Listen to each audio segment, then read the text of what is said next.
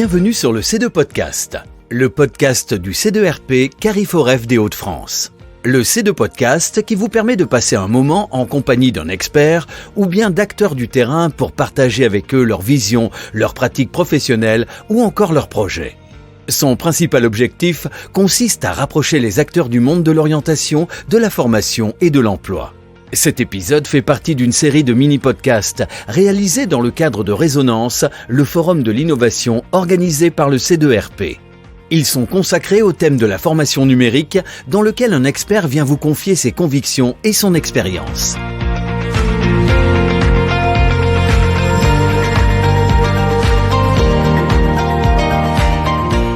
De tout temps et partout sur Terre, les hommes et les femmes ont été, sont et demeureront des conteurs d'histoire. C'est un fait sans la moindre exception. Ces quelques mots sont empruntés à un ouvrage rédigé par Adrien Rivière. Ouvrage dans lequel il nous dit, entre autres, que c'est un moyen d'apprendre. Vous le devinez, ce nouvel épisode va traiter de la narration en formation. Laetitia Fly-Sainte-Marie, bonjour, c'est vous qui allez nous éclairer sur le sujet, mais avant cela, pouvez-vous s'il vous plaît compléter votre présentation? Bonjour Nicolas, merci beaucoup et merci de m'avoir invité. Alors pour faire très très court, je suis ingénieur ingénieur pédagogique. J'ai lancé notre agence Let's Mind depuis une dizaine d'années. On accompagne les organismes de formation, les structures de formation dans leur, on va appeler ça modernisation, transformation, en tout cas pour trouver la meilleure solution pédagogique pour apprendre. Et au-delà, je suis assez passionnée par le cinéma et j'ai une formation également de scénariste. Pourquoi ce sujet aujourd'hui? Et pour bien l'identifier, il s'intitulera peut-être Storytelling et formation, alors que j'ai parlé de narration dans mon introduction. Est-ce que il faut faire une distinction entre les deux? De quoi parlons-nous finalement? Tout le monde a un petit peu sa petite définition. Je pense qu'il faut juste dire que le storytelling, c'est l'art de raconter des histoires qui est adapté au domaine de la formation. Ne faisons pas la différence, on jonglera évidemment entre narration et storytelling, et puis pour en rajouter un petit peu, on a évoqué les États-Unis. La pratique, en tout cas, est identifiée entre autres sous l'appellation Narrative-Based Learning. C'est pas une pratique récente, c'est une pratique très ancienne, c'est peut-être l'une des plus anciennes que l'on connaisse pour transmettre des connaissances. Pourquoi avons-nous l'impression que ce soit si peu utilisé, et peut-être en particulier dans la formation digitale? Alors, c'est très peu utilisé, en fait, dans notre domaine de formation en France parce qu'on a toujours eu une approche de la formation continue et des apports théoriques comme quelque chose qui doit nécessiter un effort et qui doit être limite difficile, en fait, dans l'apprentissage. Néanmoins, les neurosciences cognitives dédiées à l'apprentissage et les progrès de la compréhension du fonctionnement du cerveau ces dernières années, depuis une vingtaine d'années, nous faut comprendre que c'est pas tout à fait ce que l'on pensait en France, et qu'il ne s'agit pas de dire sois attentif, c'est maintenant, faut retenir, comme sois innovant pour que ça fonctionne. Et que justement, le fait de raconter des histoires, eh bien, c'est quelque chose qui peut être complètement inclus, pas forcément, je tiens à le dire, parce qu'il y a des formations, c'est pas nécessaire, mais pour beaucoup de formations, que ce soit inclus parce que ça permet de mieux se souvenir et donc d'ancrer nos apprentissages. Donc ça commence, mais ça nécessite de nouvelles compétences. Et c'est pas si évident à acquérir parce que on est dans un vrai changement de paradigme dans le domaine de la formation.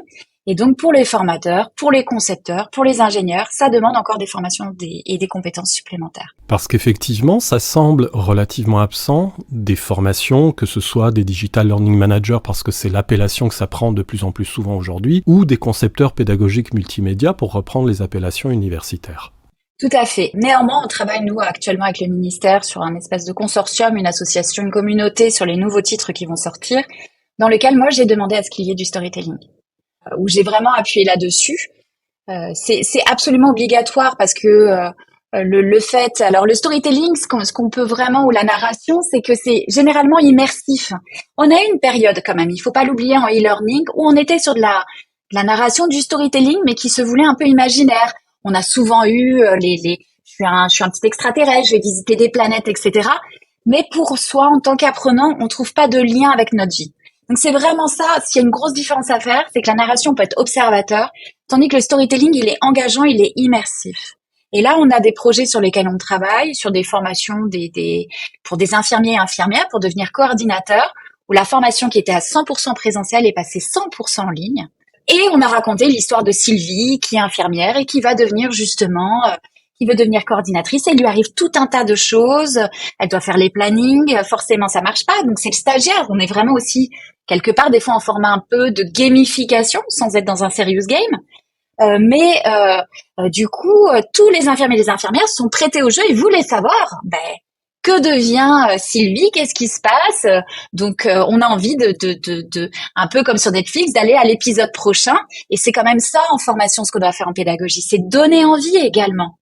J'ai entendu parler d'une expérience auprès d'infirmières, ça me fait repenser à une lecture récente, une thèse d'une étudiante, Annelise Marchand, qui parle, pour ajouter un petit peu de terminologie, de savoir épisodique ou encore de récits expérientiels utilisés à l'occasion de formation de pilotes de chasse. Alors, on va pas revenir sur la terminologie, mais finalement, ça se prête à absolument tous les métiers. Alors, ça se prête à énormément de métiers. Sauf quelques-uns, on a besoin vraiment d'être formé sous format un peu tutoriel sur un savoir-faire très spécifique, un peu en micro-learning où là, il n'y a pas forcément de narration nécessaire.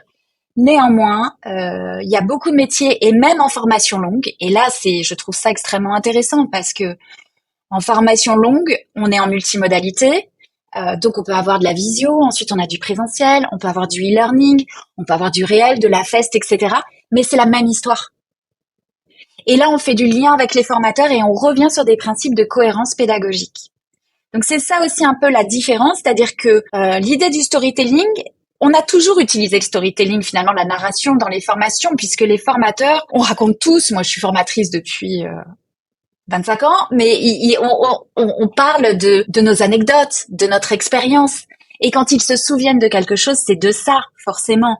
Donc, c'est ce qu'on a vécu parce que ça me fait écho, parce que ça m'a marqué, etc. Sauf que là, on va l'écrire. Et c'est ça qui change dans nos métiers actuellement. C'est qu'on passe de compétences un peu orales, de ce qu'on fait un peu à l'oral, qui sont conscientisées et formalisées, qui nécessitent de la technique. On doit créer un synopsis, on doit en faire un résumé, on doit créer des personnages qui ont un caractère, qui vont suivre une histoire. Mais au milieu de cette histoire, et c'est ça qui est aussi génial, enfin que je trouve génial, c'est que ça doit être pédagogique. Donc derrière, il faut qu'il y ait des apports théoriques. Et ces apports théoriques, ils doivent être complètement en lien avec l'histoire. Ils doivent pas être décorrélés. Donc ça s'apprend et c'est vraiment un savoir-faire spécifique parce que sinon, l'un va manger l'autre.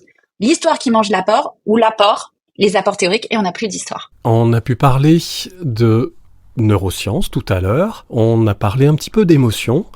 Et c'est justement l'un des atouts qui est celui du storytelling, si j'en reste cette fois-ci à une terminologie commune. C'est l'émotion qui fixe la connaissance, entre autres, mais l'émotion positive, tant qu'à faire. Donc, c'est nécessaire dans le storytelling parce que quand on va créer cette formation, on va parler, on va mettre nous-mêmes de l'émotion et on va projeter. En fait, les personnes, les apprenants vont pouvoir se projeter à travers une histoire dans laquelle ils sont acteurs ou observateurs, mais dans lesquels ils sont.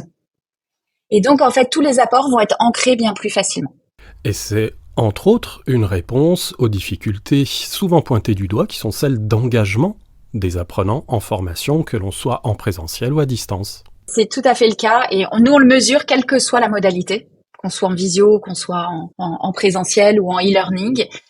Et aussi, on leur fait faire cet exercice aussi par rapport aux apports théoriques, de eux-mêmes raconter des histoires, se l'approprier. Parce que ça permet aussi une appropriation facilitée, soit parce que je vais retrouver dans ma mémoire ce que vous m'avez dit et que cette histoire, elle me parle, que j'ai envie de savoir ce que Sylvie, elle va devenir, si elle va réussir à être coordinatrice ou pas, si elle va réussir à gérer ses plannings et les gestions de conflits. Et ça va m'apprendre en termes de management. Mais moi aussi, du coup, quand je vais être confrontée, c'est des pistes aussi d'évaluation et des pistes de restitution qui peuvent être intéressantes du côté des apprenants. Et si je veux commencer à raconter l'histoire de Sylvie, je fais comment ? Alors, il faut être un peu formé aux techniques, justement, d'écriture. Ça, c'est important. Comme il faut être formé en tant que formateur à la conception pédagogique ou à l'ingénierie pédagogique. Un minimum, c'est quoi une compétence, etc. On reste toujours dans notre métier qui est de permettre à des stagiaires identifiés d'acquérir des compétences identifiées, de trouver la meilleure solution pédagogique. Et effectivement, il faut se former, il faut être capable d'écrire un synopsis, c'est-à-dire un résumé de l'histoire en 2 lignes, pour avoir une vision claire de ce que l'on veut faire. Il faut être capable d'écrire des personnages, mais c'est des techniques qui s'apprennent facilement, et de faire un découpage scénique. On a un découpage qui se veut par scène. Donc ça parle souvent beaucoup plus aux formateurs des fois que la pure conception pédagogique qui va être par chapitre, par module, etc. Parce que là, on va donner aussi de la consistance à ce qu'on fait. Et donc, s'il y avait une recommandation à faire à nos auditeurs, les renvoyer vers une lecture intéressante pour se lancer, ou un blog parce qu'il y en a, ou sinon, ou encore une chaîne YouTube, peu importe. Voilà, il y en a. Alors, bien sûr, je vais vous inviter, si vous le souhaitez, il y a les podcasts de Let's Mind sur le storytelling, que vous retrouvez sur notre chaîne. Il y en a beaucoup d'autres aussi. Des ouvrages, on n'en trouve pas tant que ça. Parce que comme tu l'as dit, Nicolas, en France, c'est pas encore démocratisé. On a des petits bouts à gauche, à droite. Mais si vous voulez, lisez des ouvrages sur les scénarios. Je trouve l'anatomie d'un scénario, en plus, ça va vous parler parce que vous allez retrouver des choses et vous allez même être au-dessus. C'est comment se construit un scénario. Et si demain, en plus, vous voulez faire un serious game, justement, il y a forcément du storytelling dans un jeu, ce sera plus simple. Voilà, et vous avez effectivement, alors sur LinkedIn ou sur YouTube, vous allez trouver des tonnes de blogs et d'histoires, etc. Mais qui peuvent être aussi des anecdotes sans forcément un côté narratif qui soit suivi. Je vous inviterai aussi vraiment à aller écouter des podcasts d'histoire, autant n'importe l'histoire ou ce genre de choses, qui vont vous permettre d'alimenter votre pédagogie justement, mais qui ne sont pas forcément du domaine pédagogique. C'est-à-dire aller vous nourrir et vous alimenter d'autres choses pour les remettre justement dans notre univers et qui ne soient pas cloisonnés uniquement à la pédagogie.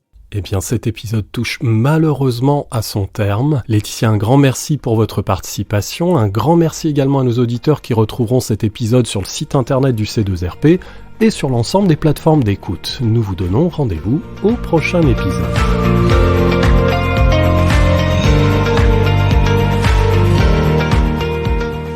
Merci de votre écoute. Si vous avez apprécié cet épisode du C2 Podcast, n'hésitez pas à le partager avec vos collègues ou avec toute personne pour laquelle il sera intéressant et utile. Laissez-nous librement un commentaire, posez-nous vos questions sur le sujet traité par le podcast ou encore faites-nous part de vos idées pour un prochain C2 Podcast.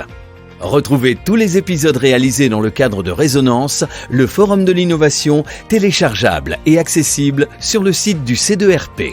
Et pour ne rien manquer de notre programmation, abonnez-vous au C2 Podcast sur vos plateformes préférées. Apple Podcast, Deezer, Spotify, vous ne manquerez aucun épisode.